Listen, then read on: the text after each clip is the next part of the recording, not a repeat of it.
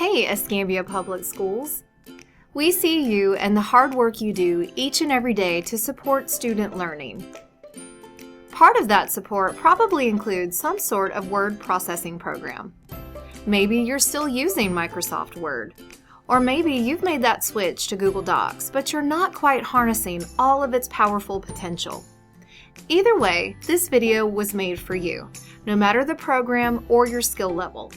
And if you have a few minutes, we know that we can show you that there's more to Google Docs than you think, and possibly convince you to switch from Word to Google. Because this is a tech tip in a flash with your Instructional Technology Professional Learning team. And today, we're going to get to know Google Docs. Let's start. This is where you land once you select your doc apps from your waffle. Now I want to draw your attention to that time-saving template gallery up at the top. You also have access to other documents, and you can create a blank document. If you create a blank document, it's going to look like this. Now, one of the best features about Google Docs is the ability to collaborate with others. Now, right now, my document is private only to me, but I can come in and add people, groups, and calendar events to my document. If I type in that email address, I have the ability to decide, do I want this person to be an editor, a viewer, or a commenter? Now, another piece of this is that it's a living document. So as myself and other collaborators make changes, we know immediately. No more downloading PDFs for documents that change. Back here, you have the ability to grant general access to others. It can be a restricted access, school district only access, or anyone with the link. So you have the ability to decide how open or closed you want that document to be as you're collaborating with others. And if you check out this cogwheel at the top, you're going to see more settings that you can edit here. Back on this screen, you're going to notice there are smart chips. And I'm not going to go into detail on those as we will have another part of this series, but they do save you time. Going across the top, you do have some other options here under File. If you come down, you're going to see that you can change that language setup for your preference.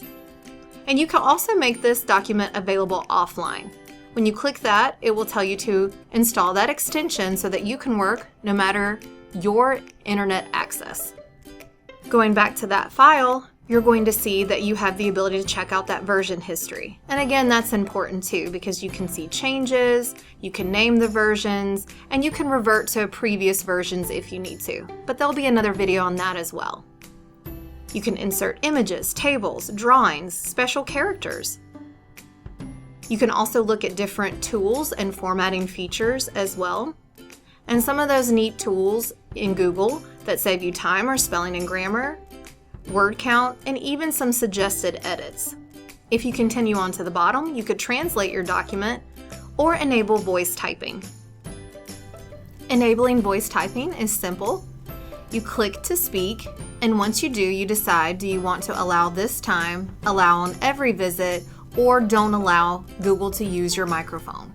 If you allow it, speaking will type directly onto your document.